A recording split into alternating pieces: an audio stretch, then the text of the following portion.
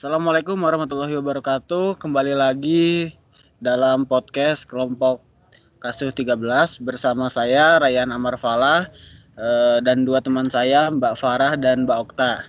Dan tak lupa juga kita mengundang salah satu bintang tamu yang sangat istimewa, yaitu Mas Nizam Bagus Prabowo. Beliau merupakan penerima beasiswa Jarum. Kita semua kenal dulu. Mas, dipersilahkan diri untuk mengenalkan diri ataupun berkenalan dengan yang lain. Oke, terima kasih buat Raihan. Perkenalkan, nama aku Nizam Bagus Prabowo. Aku angkatan 2017, sekarang di semester 7. Kebetulan kalau di angkatan 2017 itu ada kelas, saya masuknya di kelas C.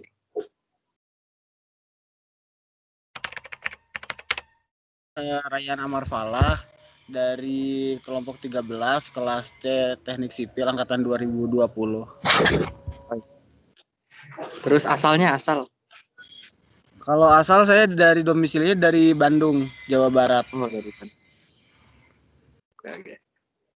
Iya. Selanjutnya saya ya Mas, perkenalkan nama saya Farah Wahyuning Tias, biasa dipanggil Farah. Saya ketua kelompok Kasus 13. Saya merupakan berasal dari kelas IUP, terus saya domisili Bogor. Oh. Ya. Baik Mas, selanjutnya perkenalkan nama saya Okta Saputri, saya biasa dipanggil Okta. Saya dari kelas A, angkatan 2020 Teknik Sipil, dan domisili saya dari Tangerang, Mas. Oke, salam kenal, Okta. Kita pengen sedikit menimba ilmu dari Mas nih. Kita punya beberapa pertanyaan yang kami akan ajukan. Yang pertama, bagaimana sih cara Mas untuk memanajemen waktu dalam hari-hari? Oke. Ini bisa diskusi kan, nggak harus Anda bertanya, saya menjawab gitu kan? Ini nggak boleh santai aja. Oh ya, berarti sebelumnya di LKM itu udah ada materi manajemen waktu belum? Udah pernah disampaikan? Sudah, Mas. Sudah, Mas. Oh, udah pernah ya? Sudah. Oh ya udah. Oke, berarti kan teman-teman udah pada tahu kan ya, adik-adik udah pada tahu. Mungkin manajemen waktu itu sebenarnya gampang kan, kuncinya cuma prioritas. Udah itu aja sih. Sebenarnya kalau dijabarin itu emang banyak manajemen waktu ya, mulai dari prioritas, penentuan misal kita nabrak nih atau kita harus ada yang dikorbankan pasti. Nah itu kan nanti lihat di prioritas sama kepentingannya juga kan, tergantung dari posisi kita. Misal posisi kita di suatu acara itu sangat penting dibanding acara yang lain itu nggak begitu penting kan, tentu kita akan pilih yang penting kan. Nah itu sebenarnya kuncinya sama aja sih, prioritas. Mungkin itu. Oke, Mas. Baik, Mas. Setelah Mas bisa manajemen waktu, gimana sih Mas caranya menentukan skala prioritasnya Mas Nizam sendiri? Oke, kalau saya pribadi itu biasanya gitu. Pertama, seberapa penting saya sih di acara itu misal, atau di kegiatan tersebut. Misal saya jadi tanggung jawab. Misal kalau saya nggak datang itu acara bisa bubar atau bisa bermasalah. Nah, itu pasti itu punya skala prioritas yang tinggi kan. Atau misal gini, ada istilah resiko tinggi atau high risk. Nah itu saya masukin di situ. Misal terkait kepentingan. Nah terus juga ini tergantung dari cakupan orangnya sih kalau saya biasanya. Misal gini, kalau saya meninggalkan acara tersebut, yang korban misal 1 orang, 2 orang atau saya sendiri. Misalnya kepentingan pribadi saya. Itu saya lihat juga dari misal ada kegiatan lain, nah itu berapa orang, nah semakin banyak orangnya atau semakin banyak orang yang terlibat itu biasanya itu saya taruh di kepentingan yang lebih tinggi. Soalnya itu menyangkut banyak hal. Mohon maaf, ini suara seperti gending terdengar nggak ya? Oh tidak, Sekarang? Mas. Oh tidak ada. Oh ya oke. Ini soalnya lagi di acara, oke. Mungkin kalau dari saya itu. Nanti kalau kurang jelas bisa diomong aja, ntar aku ulangi. Jadi seperti yang kita tahu ya Mas ya, kalau Mas Nizam ini orangnya pasti sibuk gitu, mungkin banyak kegiatan-kegiatan baik kuliah ataupun organisasi gitu. Jadi gimana sih Mas di tengah-tengah waktu luang yang sangat sedikit mungkin, bagaimana sih Mas Nizam ini mengisi waktu luang tersebut supaya tetap produktif gitu Mas? Bisa dijelaskan mungkin Oh Mas? iya, mengisi waktu luang produktif ya.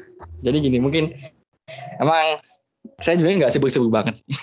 Ya mungkin banyak orang juga menganggap dirinya sibuk, tapi yang penting itu gini, jangan sampai kita merasa bahwa kita orang paling sibuk di dunia gitu. Misal gini nih, kita ada suatu hal pasti bilangnya gini, oh maaf nih aku lagi sibuk, aku nggak bisa, itu berarti bukan berarti dia sibuk, tapi berarti dia nggak bisa memanajemen waktunya aja kan. Nah kalau saya pribadi misal terkait dengan waktu luang, nah waktu luang itu kan dengan kita sibuk itu jangan sampai kita disibukkan ya, tapi kita sibuk itu menjadi kita yang produktif gitu. Kan kadang-kadang orang juga ada yang bilang gini, sibuk sama produktif itu beda. Kalau sibuk kan kita disibukkan dengan tujuan-tujuan yang nggak jelas gitu. Misal katakanlah kita nge-game tapi kan nge-game juga ada faedahnya. Nah itu nge-game yang menghabiskan waktu kan sama aja sibuk kan. Nah itu terus lanjut lagi kembali ke waktu luang. Kalau saya biasanya digunakan untuk baca sih. Karena dengan membaca itu mungkin teman-teman juga pada tahu kan kalau kita baca rasanya tuh kayak gimana ya. Ya ada informasi baru tuh rasanya kayak seneng loh tahu jadi gini. Iya. Kalau saya pribadi pasti waktu luangnya saya gunain buat baca. Kalau enggak karena ya sipil emang erat dengan kurang tidur. Nah itu biasanya saya digunakan untuk tidur sih kalau saya pribadi. Untuk kalau orang Jawa itu namanya nyaur atau apa ya. Misal gini, kita seminggu tuh Senin sampai Jumat itu paling 3 jam kan tidur. Nah pas hari Minggunya itu dipuas-puasin misalnya sampai 6 jam, 8 jam gitu. Kalau aku gitu sih. Dan kebanyakan anak sipil kebanyakan gitu, soalnya emang kurang tidur. Iya Mas. Ya Mas, kita juga udah mulai merasakannya kok Mas. Udah mulai merasakan. Mulai merasakan. Ya nggak apa-apa. Lama-lama kebiasaan sih. Dulu saya juga pas maba mikirnya gini, oh ya ini misal kalau saya dulu ada GSB ya, gambar struktur bangunan. Itu kan sampai jam 1, jam 2 bangun jam 5 gitu kan. Dan ditambah lagi tuh ada jam kampus. Jadi berangkat tuh waktu ospek berangkat jam 8 dan pulang harus jam 4. Itu nggak peduli saya ada kelas atau enggak. Saya harus di kampus. Tapi keuntungannya itu saya jadi kenal sama orang, ngobrol diskusi. Ya emang kekurangannya ya kita capek kan. Cuma kelebihannya jadi kenal orang, bisa bercakap-cakap ke cutting misalnya, nanya-nanya gitu. Itu asiknya gitu. Oh ya Mas, selanjutnya nih masih berhubungan sama yang di atas. Kalau Mas gimana sih caranya nyimbangin antara akademik dan non akademik biar saling mendukung dan kedepannya malah jadi berkembang dirinya? Oh iya, mungkin gini ya. Ini kan kita sebagai mahasiswa kan, tugas kita kan belajar. Nah itu emang saya sebenarnya tetap ya periode pertama ya saya belajar. Saya akademik dulu pasti kan akademik. Cuma masa akademik aja. Nah itu kalau saya ngimbanginnya ya dengan hobi misal kita hobi gambar atau nyanyi itu bisa. Terus menyeimbangkannya itu bersosial sih saya. Maksudnya kan kalau kita ketemu orang, oh ternyata orang ini bisa gini ya. Mungkin terus ini kan aku juga sering, kayaknya aku juga pernah diwawancara siapa itu, aku juga pernah bilang gini, kalau saya pribadi itu biasanya itu nulis kegiatan kita. Misal hari ini kita mau ngapain, besok mau kita itu aku tulis. Misal aku mau tidur nih, mau tidur, diingat-ingat oh ya besok saya harus ini. Nah itu saya tulis sebelum tidur di note. Oh ini. Nah jadi ketika kita bangun pagi itu kita udah terstruktur gitu loh. Maksudnya oh ya ini harus ngapain. Kita ada waktu sekian. Jadi kita bisa manfaatin sih. Itu kalau ada pada nulis yang terkait dengan kegiatan. Walaupun itu remeh kan ya, nggak semua orang mau gitu kan. Saya juga emang sejujurnya saya juga masih belajar. Soalnya ya kadang-kadang masa setiap hari gitu. Ya setiap hari gitu kalau saya di kampus. Tapi kalau ini kadang-kadang kan lebih fleksibel kan waktunya. Gonta-ganti jadwal juga dosennya kan. Iya benar Mas. Ya itu kalau saya biasanya tetap nulis. Jadi kalau bangun pagi tuh kita tahu mau ngapain aja. Sebelum tidur kita harus ngeplan besok mau ngapain. Jadi kita hidup tuh ada tujuan gitu. Jangan sampai kita hidup cuma hidup gitu. Iya gini tuh. Ya betul Mas, betul. Ya betul sih Mas. Selanjutnya nih Mas ya, Tadi kan sudah cara menyimbangkan antara akademik dan non-akademik nih. Terus bagaimana caranya Mas Nizam melakukan penyimbangan diri?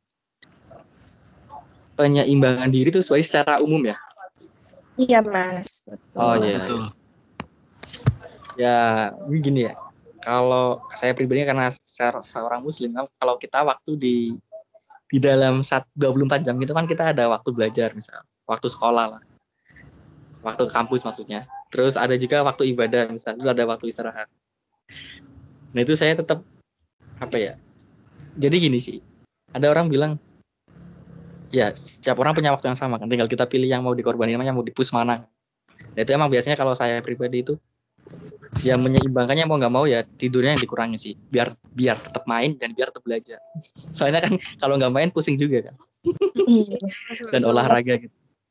Jadi kalau saya tetap ya menyeimbangkannya dengan olahraga, dengan bersosial. Terus Walaupun ada tetap- me time-nya ya Mas ya? Me time tetap, me time itu penting. Saya juga sering dari atau seminggu kalau terlalu 3 hari berturut-turut ketemu orang terus, maksudnya ya emang saking sibuknya kan. Itu tetap di akhir weekend, waktunya di akhir minggu itu ya tetap me time lah, sendirian. Ambil introspeksi, barangkali ada salah-salah. Mungkin itu. Oke Mas.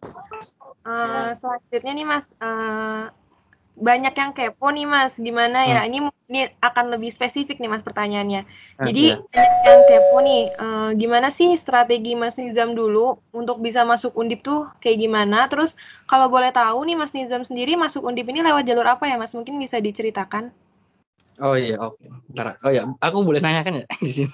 Boleh. Boleh Ya, Mas. kalau teman-teman di sini dulu deh, dari Raihan misalnya, Ryan.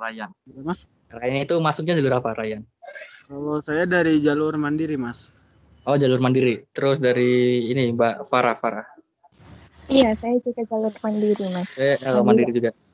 Kalau Okta. Saya SNPTN Mas. Oh, SNPTN. Iya. Kayak mungkin masing-masing orang punya cerita sendiri-sendiri kan. Iya betul Mas. Ya udah, kalau saya itu masuk di SBMPTN. Nggak tahu, sekarang masih ada SBM kan ya? Masih Mas, Atau- masih. Masih ada ya. Kayak Iya. barangkali istilahnya beda.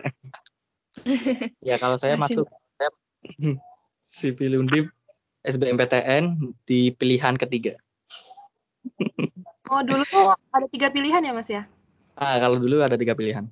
Pilihan pertama tuh aku FK Unpad, pilihan kedua aku FK Unsud, pilihan ketiga baru Teknik Sipil Undip. Gimana tuh Mas dari FK langsung ke teknik Mas? Ya, Mas, itu kayak belakang gitu. Ya itu sih ya, emang karena mungkin gini ya, karena emang saya seorang IPA gitu kan ya, siswa SMA jurusan IPA, terus kebetulan keluarga saya kebanyakan kesehatan juga. Ya jadi saya pengen juga dokter lah, waktu itu kedokteran umum. Cuma pas kecil juga tuh sebenarnya saya pengennya arsitektur.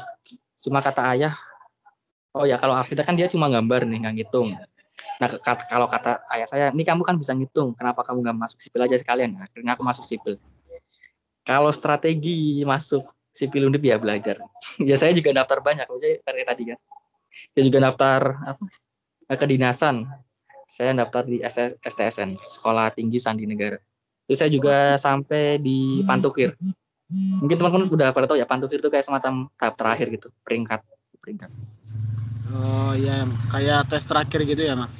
Tes terakhir. Ini hanya sekedar berbagi pengalaman sih. Pokoknya jangan sampai gini. Misal ada adik, oh ya saya nggak diterima di pilihan pertama, pilihan kedua. Itu jangan merasa salah. Saya merasa salah masuk jurusan nih sama saya. Ya itu tergantung orangnya kan. Orang punya saya juga pilihan ketiga, bisa-bisa aja bisa stay makanya gitu. Ya Mas, betul Mas. Betul sekali, Mas. Ya, berarti alasan masuk sipil itu karena dari dorongan orang tua ya, Mas? Dorongan orang tua juga emang ya, dan saya sendiri ya Mas sebenarnya. Tapi emang kalau saya sendiri awalnya itu emang karena arsitektur. Cuma ya diarahin ke orang tua. Masuk sipil aja sekalian. Sama sebenarnya gini. SMA kan saya di Brebes nih, asal Brebes. Cuma saya di Brebesnya di daerah selatan, di gunung-gunung. Nah sekolah saya tuh di kotanya. Itu perjalanan sampai 1 jam kan. Iya, Mas. Naik motor. Nah itu pas naik motor tuh aku gini, ya jalan kan, ini jalan rusak terus gitu kan, parah. Sebenarnya yang salahnya anak sipilnya, pemerintahnya, atau apa gitu kan dikorupsi. Nah itu aku sebenarnya kenapa terjun di sipil juga pengaruhnya itu sih. Pengen tahu, gimana sih bikin jalan yang bener, kok bisa sampai bolong-bolong gitu kan hancur. Nah itu sebenarnya dari hal kecil itu juga di Indo. Iya. Penasaran. Selanjutnya nih ya Mas ya. Kan Oh, iya. Mas terima beasiswa Jarum. Bagaimana caranya Mas Izam bisa mendapatkan beasiswa seperti beasiswa Jarum, dan apa sih tipsnya untuk mahasiswa baru agar bisa menjadi kayak Mas Nizam? Oke, kalau pesen gini tuh, beasiswa ya kayak beasiswa tuh bagus. Dia bisa tergantung kan, beasiswa tuh ada yang cuma uang, ada yang pengembangan diri, ada yang kayak semacam pengabdian, itu juga ada. Nah itu pertama kenapa saya pilih Jarum tuh, Jarum lengkap sih. Selain uangnya kan juga banyak Jarum nih. Dia juga soft skill-nya tuh banyak. Misal ada karakter building, orientasinya ke leader sih. Misal leader dia punya karakter minimal apa, misal grit apa ya, grit itu kayak pantang menyerah gitu lah intinya. Terus misal punya mental jujur, berintegritas, pokoknya dia lebih ke karakter kan ya. Nah setelah itu dikembangin jadi lebih fokus leadership development. Ya, pokoknya banyak pelatihan-pelatihan khusus terkait dengan jelas loh. Misal lu pemimpin harus ngapain gitu kan. Itu ya itulah. Nah kalau tahapan itu sebenarnya banyak sih. Secara umum ya beasiswa sama aja sih. Biasanya kan pertama pasti administrasi, syarat administrasi. Terus ada syarat. Nah setelah lolos administrasi itu biasanya ada yang langsung wawancara, ada yang ada tahapan lagi. Nah kalau ini kan karena saya penerima beasiswa Jarum gitu kan. Kalau saya pribadi waktu itu di Jarum itu tahapannya pertama administrasi. Kedua itu ada tes tertulis. Tes tertulis itu nanti ada kayak semacam kita masuk SBM. Ada TPA yang ya pasti udah pada tahu kan, tes potensi akademik yang soal-soalnya gitulah, verbal, non verbal. Terus yang gambar-gambar sama tes psikotes. Psikotes itu ya teman-teman juga pasti harusnya tahu sih, kayak semacam gambar pohon, gambar rumah, gambar orang. Terus misal ngelanjutin gambar itu mungkin teman-teman yang daftar di sekolah kedinasan pasti udah tahu sih. Kayak misal kita ada satu titik, nah itu tergantung dari imajinasi kita gambar apa gitu. Nah setelah tahap tes tertulis itu ada pengguguran. Nah kalau tahun-tahun sebelumnya setelah tahap tes tertulis itu ada tahap FGD, Focus Group Discussion. Jadi kayak semacam kita diskusi sama 10 orang, ntar dikasih kasus, nah kita harus nyelesain kasus itu dengan cara berdiskusi. Dengan pertimbangan kita, misal kita sipil terus ntar dikasih data gitu kan. Kalau enggak kita nyari data manual. Misal gini, perekonomian di suatu negara gini, jangan negara deh, yang gampang perusahaan gini. Perusahaan tuh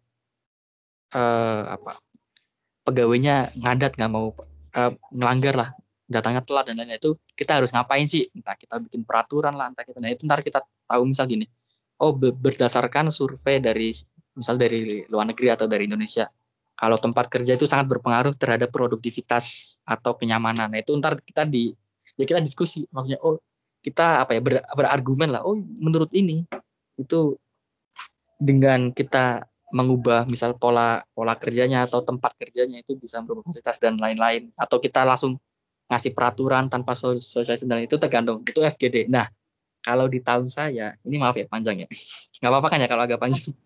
Iya Mas, nggak apa-apa. Bagus Mas. Ya kalau di tahun saya itu namanya GAT apa ya? Game Assessment Test kalau nggak salah itu, Game Assessment. Jadi kita dibagi dari beberapa kelompok. Nah terus kayak semacam kita nge-game, ya kayak ada tantangan, misalnya kita ya banyak lah, intinya game. Nah ntar kita diskusi di situ, nentuin pemimpinnya siapa, iya-iyanya dan lain-lain. Pokoknya asik lah. Setelah GAT itu baru, kalau tahun saya itu nggak ada pengguguran. Setelah game assessment itu langsung wawancara. Nah itu wawancara langsung dari pembina Jarumnya. Ya ngobrol-ngobrol biasa lah, wawancara seperti biasa. Mungkin itu kalau dari Jarum ya. Nah kalau pesan saya itu, selama ada beasiswa coba aja sih. Selalu daftar. Soalnya saya juga keterima Jarum nggak langsung keterima kok. Sebelumnya saya sering gagal. Contoh misal saya masuk pernah beasiswa di Astra First. Astroverse tuh dia cuma 25 orang satu Indonesia. Itu gila sih itu. Terus saya juga pernah lolos tahap tertulis, tapi pas FGD saya nggak lolos. Nah dari situ saya juga belajar, oh ternyata saya kalau diskusi misal kurang apa. Nah, itu kita tahu setelah ya pengalaman itu. Terus misalnya KSE bikin isai kalau nggak salah kalau KSE. Nah misal kita gagal di bikin isai itu, ya kita bisa belajar, oh ternyata isai saya kurang ini. Beasiswa unggulan misal juga ada kan, itu dari pemerintah. Kalau pesan saya tetap, kalau buat mahasiswa baru ya, selama ada beasiswa tuh coba aja daftar. Eman-eman. Kalau kita keterima kan kita untung nih. Dapat keuntungan banyak lah. Tapi tergantung ya Kak, ada di sini orientasinya apa sih. Cuma kalau saran saya tetap daftar aja sih. Kayak misal saya juga waktu itu daftar PPA juga alhamdulillah keterima ya. Asik-asik aja itu PPA cuma dapat maunya cuma uang sih, nggak soft skill. Nggak lumayan itu. Mungkin itu dari saya cukup. Oh, oke Mas. Jadi kuncinya tuh ini ya Mas, bisa belajar dari pengalaman gitu ya Mas ya. Jangan Iya, belajar pengalaman. Jangan pernah. Coba terus saja. Iya. Ini selanjutnya Mas, apa aja yang Mas dapatkan dari beasiswa Jarum? Oh ya, ini karena spesifik pertanyaan Jarum, saya langsung jawab di Jarumnya aja ya, biar. Ini apa Mas? Nah, kalau Jarum itu pertama dapat uang. Kalau di tahun saya itu 1 bulan 750.000. Kalau tahun ini itu 1 juta. Terus dapat soft skill. Soft skillnya tuh banyak. Rangkaian pertama gini, karakter building. Seperti yang saya sudah jelaskan sebelumnya itu tentang ya membangun karakter. Terus ada leadership development, itu bagaimana kita menjadi pemimpin, misal dari membuat visi dan lain-lain. Tapi emang kalau di Jarum leadernya itu lebih ke arah perusahaan sih. Misal kita ada core value, core purpose dan lain-lain lah istilah-istilahnya. Mungkin ada setelah ini bisa searching lah. Core purpose itu apa, core value itu apa. Itu biasanya kalau sering lihat podcastnya Tokopedia, podcastnya misal si Pak Nadiem Makarim, Gojek itu pasti keren itu. Microsoft, Bill Gates dan lain-lain, Steve Jobs, Apple-nya. Iya. Nah itu kan leadership. Terus ada competition challenge. Jadi kayak semacam perlombaan khusus untuk penerima beasiswa Jarum. Itu lumayan, itu banyak. Misal kita bikin isai itu juara 1 nasional berapa ya? 20 juta apa ya? 15 juta. Terus juara 1 regional tuh misal di Jawa Tengah. Jawa Tengah tuh ada, ini masuknya ya, regional Semarang misal Jawa Tengah sama DIY sama Solo. Itu masuk Jawa Tengah yang itu. Itu ntar dapat uang berapa? 8 juta atau 7 juta ya. Soalnya kalau tahun saya karena corona jadi nggak ada acara competition challenge. Terus ada sayang sekali. Terus ada vlog competition. Itu emang terkait konten lombanya itu biasanya tiap tahun tuh bukan berarti ya sama gitu. Bisa aja beda. Misalnya tadi ada isai, ada vlog competition, ada speak contest kalau nggak salah. Terus ada namanya international exposure kalau nggak salah. Itu di akhir ya. Itu biasanya ini kita jadi MUN. Tahu MUN nggak? Yang model United Nation. Kayak pertemuan gitu bukan sih Mas? Pertemuan. Kita seolah jadi diplomat dari negara mana gitu. Ntar kita diskusi di UN, di United Nation kan di PBB maksudnya gitulah. Nah itu bisa. Itu kita kesempatan ke luar negeri sih, dibiayai Jarum full funded. Cuma emang seleksinya lumayan ketat. Misal kita harus tes TOEFL. Ya namanya jadi diplomat kan kita harus bisa bahasa asing kan. Dan kita harus bisa berargumen. Itu ada international exposure namanya. Terus ada visit culture visit. Intinya jadi kita lihat budaya lah. Kebetulan ngelihatnya di Jarum tuh di Kudus. Ntar situ ada ke Masjid Kudus misalnya. Terus ke perusahaan Jarum itu sendiri. Yang asrama Minton dan lain itu ada di situ. Nah, kalau saya pribadi belum itu karakter building. Karena ini corona, jadi karakter buildingnya online. Itu sayang sekali Mas. Sayang sekali Mas. Dan saya ngalamin di dua event itu, di dua acara itu enak. Maksudnya gini, kita tuh kalau di Jarum cuma bawa badan aja, udah dapat pakaian, udah dapat kemeja, dapat celana, dapat tas, terus dapat apa lagi ya? Ya dapat name tag, dapat flash disk, dapat kartu nama, dan pokoknya kita tuh enak. Kita tuh cuma bawa badan aja, koper tuh udah jadiin koper, tas itu dapat. Terus misal apa? Handuk itu dapat. Sepatu sih yang nggak dapat sih emang. Terus sepatu nggak dapat. Enak. Dan soft skillnya enak ya. Terus terkait dengan material keuangan maksudnya juga nggak kurang sih, alhamdulillah.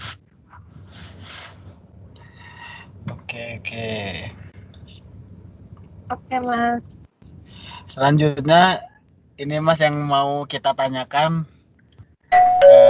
apa sih Mas suka duka Mas selama menjadi mahasiswa ini? Dan apakah bangga menjadi mahasiswa teknik sipil? Ya. Mohon maaf tadi sebelum bangga itu pertanyaannya apa tadi? Suka duka apa? Suka dukanya selama menjadi mahasiswa, dan apakah bangga menjadi mahasiswa teknik sipil? Oh iya. Ya kalau saya bangga sih masuk teknik sipil. Apalagi teknik sipil Undip. Mungkin teman-teman udah pada tahu ya. Kalau lulusan teknik sipil Undip itu banyak yang jadi orang-orang besar maksudnya. Misal gini, ada Pak Hajar misalnya jadi direktur HRD-nya UAS kita. Terus ada Pak Punjung itu direktur operasional di Adikarya. Terus ada itu yang itu ya di luar kampus maksudnya. Terus Pak siapa itu banyak kan jadi ya emang kalau sipil Undip itu terkena di kontraktor sih, bukan di konsultan. Kan ada kalau di sipil itu ada konsultan, kontraktor sama pemerintah. Misalnya pemerintah tuh pemangku kebijakan sama menteri atau dirjen. Itu emang biasanya kalau dirjen itu lulusan ITB UGM. Konsultan tuh UNS. Nah kalau sipil Undip itu terkena kontraktor itu lebih ke manajemen orang kan. Kita bertemu orang, bernegosiasi dan lain-lain. Itu ya patut dibanggakan dengan lulusan sipil Undip. Cuma kan itu kan lulusan, harusnya ya kita bisa membuat bangga diri kita sendiri gitu. Jadi apa misalnya. Terus suka duka ya sama sih kayak ada pasti dukanya kan tidurnya kurang, tugasnya banyak. Iya, Mas. Tugas. Setuju Mas, setuju sekali. Iya. Sangat relate, Mas. Sangat. Ya itu kan pasti kita nggak tidur lah, kita pusing lah, harus deadline dan lain-lain. Itu dukanya. Kalau sukanya tuh banyak. Sukanya tuh ya kalau kita ngerjain tugas selesai, itu rasanya kayak bangga banget, kayak senang banget, alhamdulillah akhirnya selesai gitu. Kalau saya emang karena sering nggak bisa asisten tuh gini, kita tunggu dari pagi nih sampai jam 3 sore atau jam 4 sore, itu bisa aja baru ketemu itu dari jam 8. Jadi kalau saya dulu tuh dukanya emang setelah UAS tuh kan nggak langsung selesai kan. Kalau universitas lain itu setelah UAS bisa langsung pulang. Kalau aku dulu tetap harus asistensi. Ada namanya yudisium, jadi setiap semester ada yudisium kan. Maksimal nilai keluar. Maksimal nilai terkumpul. Nah, itu tugas biasanya di situ. Terus sukanya ya dapat ilmu, terus ketemu orang-orang hebat sih. Di dosen sipil Undip itu juga banyak orang-orang hebat. Misal ada Pak Seno, nggak tahu ya. Pak Seno mungkin belum ngajar teman-teman. Tapi beliau udah pensiun, tapi masih bertengger ibaratnya. Ya senang aja sih, senang kita ngobrol sama orang pintar kan, jadi termotivasi gitu sih. Ya, betul Mas. Terus main lah tentulah, suka masa nggak main sih. Main-main sama teman-teman. Itu. Tapi kita belum bisa main Mas, masih pandemi ya. Iya. Selanjutnya nih Mas, boleh nggak sih kita Mas sebagai maba ini minta tips and trick biar tetap kita tuh dalam itu tetap maksimal gitu loh Mas. Lagi kan sekarang kondisinya daring jelas berbeda dengan tahun-tahun sebelumnya. Jadi tips and tricknya tuh kayak gimana ya Mas, supaya kita tetap kuliahnya itu tetap bisa maksimal walaupun dalam kondisi daring kayak gini Mas. Oh ya, terkait pandemi ya, kita maksimal belajar di kondisi pandemi. Ya saya juga kita sama-sama belajar. Orang saya juga baru ngerasain pandemi ini. Itu kalau tips dari saya sih sering diadain diskusi sih sama teman-teman. Maksudnya misal kita punya semacam grup belajar, bukan grup mencontek ya, grup belajar. Jadi saya tahu nih kayaknya ada gini kok ketawa-tawa ya grup belajar. Maksudnya itu gini, kita saling ngingetin. Kalau saya juga punya misalnya di grup itu, oh ya ini tugas minggu ini tuh ngapain aja sih? Ada tugas apa aja itu di list. Hari Senin tugas ini, deadline ini. Nah, misal kita bingung, kita bisa diskusikan di situ. Ini yang tugas ini gimana sih cara nyelesainnya? Saya bingung di ini. Itu saling diskusikan. Emang gini, masing-masing orang kan punya kelebihan dan kekurangan masing-masing kan. Nah, dengan adanya kelompok belajar itu kita bisa saling melengkapi. Misal saya kurang misal ada bagian air, itu ada yang ngajarin saya. Terus misal kurang di bagian misal struktur atau di geotek, di bagian tanah, mekanika tanah dan lain-lain. Nah, itu bisa. Jadi kita saling melengkapi, saling belajar ya. Jangan sampai kita tergantung sama orang sih. Terus rajin-rajin, apalagi ini kan diuntungkan dengan adanya record kan. Maksudnya kita online kan enak. Misal gini, kadang-kadang misal kita ketiduran kan, tapi kita udah ada record kan, ntar malamnya bisa lihat recordnya kan. Nah, itu saran saya tetap belajar sama grup belajar sih. Gini tuh. Mas, karena kondisi daring jadi lebih susah untuk menyesuaikan waktunya gitu loh Mas, ya kan? Kalau kita grup belajar daring gitu kan otomatis kita harus menyesuaikan waktu satu sama lain gitu. Mungkin yang lebih susah. Sedangkan kalau kita bisa offline gitu kan kita tinggal minta aja nih kita mau ngumpul di mana kayak gitu. Oh iya. Kalau ya nyarinya ya sama-sama itu satu jadwal sih. Makanya gini, ya walaupun beda jadwal kan 24 jam itu waktu yang lama. Kadang-kadang kalau kita ngechat misal gini, ngechat siang, ya malamnya kan pasti dibalaskan harusnya kalau emang dia benar-benar teman kan. Iya betul Mas. Ya emang kalau COVID terus gini sih, emang kalau aku rasa sendiri di COVID di masa pandemi itu lebih nggak tahu ya, kualitas atau kesusahannya tuh diturunin sih menurutku ya. Kalau offline tuh misal kita selain ngitung kita juga harus gambar misal di struktur apa gitu, pelajaran apa. Tapi kalau daring kan misal kita cuma ngitung tapi nggak suruh gambar. Menurutku sih itu yang aku rasain emang lebih standarnya lebih turun sih emang. Ya emang kalau saya pribadi, kalau saya jadi maba di pandemi ini emang susahnya ya emang kita harus punya tenaga ekstra, kita harus mau belajar gitu, ngulangin materi. Kalau kita offline kan misalnya kita nggak belajar, yang penting kuliah merhatiin kan ya mudah kan, nggak masalah ibaratnya. Ya berarti belajar sih tetap kuncinya. Oke Mas. Gak kerasa nih ya Mas ya, udah ngobrol berapa menit nih? 40 menit. Mbak Farah. Iya. Terus udah gak kerasa, udah mau di akhir acara. Aku pengen minta tips and triknya dari Aku pengen minta harapan dari Mas Nizam untuk peserta LKM MPD tahun ini. Oh ya, kalau harapan aku buat teman-teman atau adik-adik di LKM, digunakan kesempatan LKM itu untuk banyak menggali ilmu ya. Maksudnya kita udah dikasih narasumber, kita udah dikasih pembicara, pengisi materi gitu.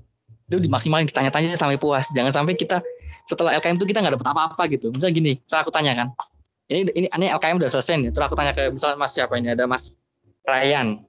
Ray, lu selama LKM dapat apa aja sih? Kalau jawabnya, oh ya saya jadi bisa, oh ya misalnya jawab waktu, kita bisa ngatur prioritas. Kalau misal kita manajemen, mengenali diri, kita tahu misal metode SWOT dan lain-lain. Misal ada, ini aku mau tanya, kalau materi pola pikir prestatif itu udah didapetin belum ya buat adik-adik? Belum Mas. Oh belum ya? Oh ya. Mungkin nanti di LKM MPD hari kedua kali ya Mas. Soalnya kalau hari kemarin itu tentang time management, terus skala prioritas, dan juga ini Mas, apa cara kita kayak berkomunikasi gitu loh Mas. Oh, self management tuh yang isi siapa? Fernaldi ya? Sepertinya Mas. Iya Mas. Wakabun, saya. Iya. Ya itu juga Ya, itu partner tugas saya sih. Saya kemarin pas bikin materi juga sama-sama baca gitu, maunya sama-sama. Oh, ini gimana nih enaknya? Self management ya. Oh ya, bagus lah. Yang isi materi Mas Aldi berarti oke. Ya itu kalau harapan saya berarti ya sama sih. Tadi yang udah aku sami sebelumnya. Terus kita juga ini ya, kita harus punya growth mindset ya. Kalau ya, udah diajarin juga sama Mas Aldi ya, growth mindset sama fixed mindset ya. Iya Mas, sudah. Oh ya bagus lah. Ya itu berarti good lah. Harapan saya tetap dimaksimalin. Terus semoga peserta dari AKM ini dapat menerima ilmu dan menerapkannya. Soalnya percuma kalau kita dapat ilmu tapi kalau nggak diterapin dan tidak diamalkan itu kan sama aja bohong. Dan satu lagi, LKM itu bukan satu-satunya tempat untuk belajar. Tempat belajar itu banyak. Jadi kalau LKM bisa dimaksimalin, di luar juga harus dimaksimalin. Mungkin itu cukup dari saya sih.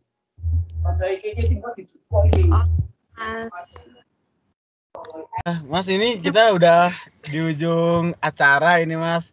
Pertanyaannya sudah banyak yang Mas jawab. Semoga ilmu dan motivasi Mas bisa kita terapkan dalam kehidupan sehari-hari.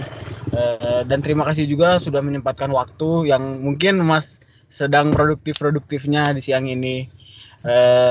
Mungkin ini di akhir podcast kita. Saya Ryan Amar Falah dan bersama kedua teman saya Mbak Farah dan Mbak Okta, saya pamit undur diri. Wassalamualaikum warahmatullahi wabarakatuh. Mas Ardi. Waalaikumsalam warahmatullahi wabarakatuh. Terima kasih banyak ya. Mas, terima kasih banyak Mas. Ini maaf mengganggu sekali. Maaf mengganggu. Waalaikumsalam. Santai aja. Semoga ya, semester depan kita bisa beasiswa kayak Mas. Amin, ya. amin. Amin. Oke, terima kasih. Aku izin keluar ya. Iya Mas. Iya, Mas. Terima kasih banyak Mas. Oke.